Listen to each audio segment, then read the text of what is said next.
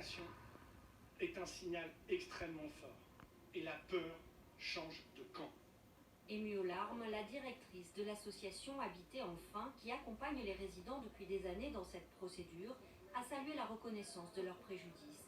Car Font Del Rey, c'était ça. Depuis de nombreuses années, on a tendance à leur renvoyer la faute. C'est eux qui n'entretiennent pas leur logement, qui n'ont qu'à aller se loger ailleurs. Et là, c'est vraiment la reconnaissance que les conditions dans lesquelles ils vivent, les conditions indignes, les centaines d'habitants qui sont passés par cette résidence, voilà, non, c'est pas leur faute. Non, c'est bien des propriétaires qui ont abusé de leur vulnérabilité. Je n'ai pas envie que quelques boucs émissaires assument cet excès de militantisme de certains. J'ai vraiment ce sentiment que cette décision, elle était attendue par beaucoup de monde.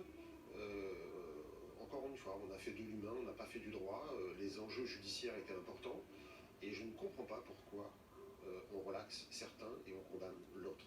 La défense va faire appel, les locataires devront donc encore attendre. Leur relogement est en cours. Question à M. Delafosse.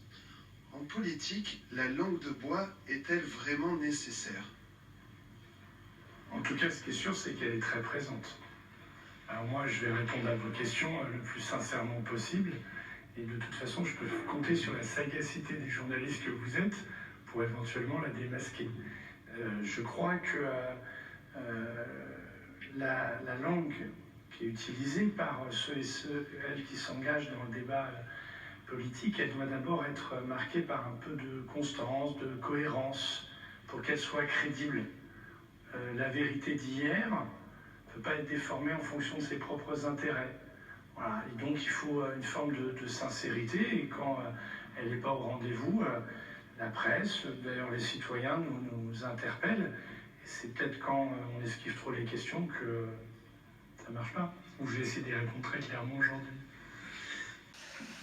Vous pouvez vous asseoir. 8 dossiers dans l'après-midi et des enquêtes plus ou moins bien ficelées par les policiers. Je vous écoute, maître. Merci, Monsieur le Président. Alors effectivement, j'ai transmis tout à l'heure des conclusions écrites qui concernent en fait le traducteur qui avait accompagné Madame tout au long des auditions.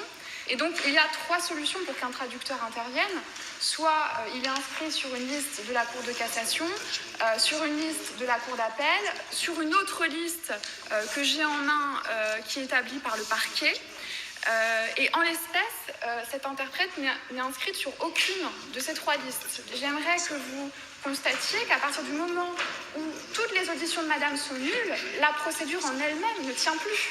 Parce que toute cette procédure se fonde exclusivement sur les propos de Madame que Monsieur conteste totalement. Et donc je vous demanderai, au-delà de reconnaître la nullité de la procédure, de relaxer mon client des faits qui lui sont reprochés.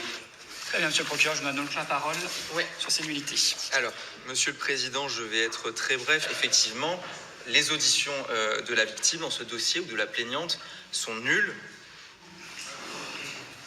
Donc le tribunal reçoit et fait droit à la nullité que vous venez de soulever, maître, tirée du défaut de prestation de serment de l'interprète. Voilà ce que nous dire, ça s'arrête ici pour vous, monsieur. Vous avez compris, madame ? Voilà, c'est un problème de pure procédure. Ça ne remet pas en cause ce que vous avez déclaré devant les enquêteurs, peut-être, mais d'un point de vue juridique, d'un point de vue du droit, la procédure n'a pas été correctement faite. La sanction étant la nullité.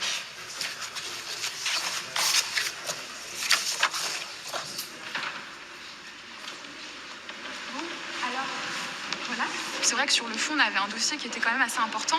Mais encore une fois, c'était la parole de Madame contre la parole de Monsieur. Et évidemment, en qualité de victime présumée, le poids de sa parole allait être quand même particulièrement important par rapport à la parole de mon client. Qu'est-ce que disait Madame en amont ? Alors, dans le cadre de la procédure, elle reconnaissait, elle expliquait qu'elle avait été frappée à plusieurs reprises.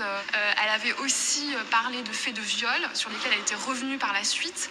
Mais là, du coup, ça n'existe plus tout ce qu'elle a déclaré ? Exactement. Quand il y a des nullités de procédure qui sont suffisamment importantes, on n'aborde pas le fond. Alors, c'est vrai que très souvent, quand on explique ça, ça fait un petit peu hurler les gens parce qu'on se dit que c'est profondément injuste. Mais en réalité, c'est vraiment la procédure qui nous protège. À suivre.